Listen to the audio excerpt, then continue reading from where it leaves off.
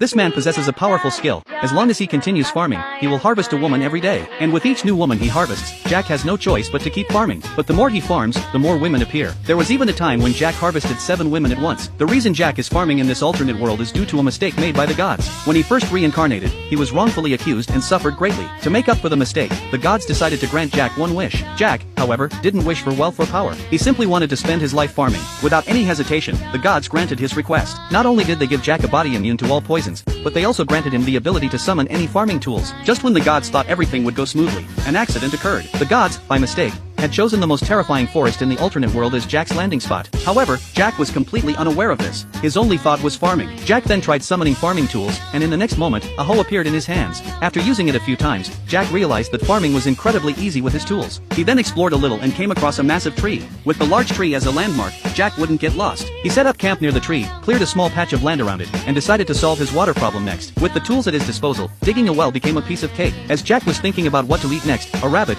bigger than him and covered in sharp fangs, suddenly lunged at him. Jack instinctively struck it with his hoe. After trying rabbit meat, he found it distasteful and decided he needed something better. Jack decided to cultivate the land, but after clearing the field, he realized he had no seeds. He planned to go into the forest the next day to find some. However, when he woke up the next day, something magical happened. Where he had plowed the field the previous day, new shoots had appeared. Thanks to the enhancements from his farming tools, Jack dug more trenches around the field, adding fences to keep the beasts out. Just as his basic living needs were met, Jack noticed 2 black wolves outside the fence. Upon observing them, he realized they didn't pose any threat. In fact, one of the female wolves was pregnant. Jack decided to temporarily take them in.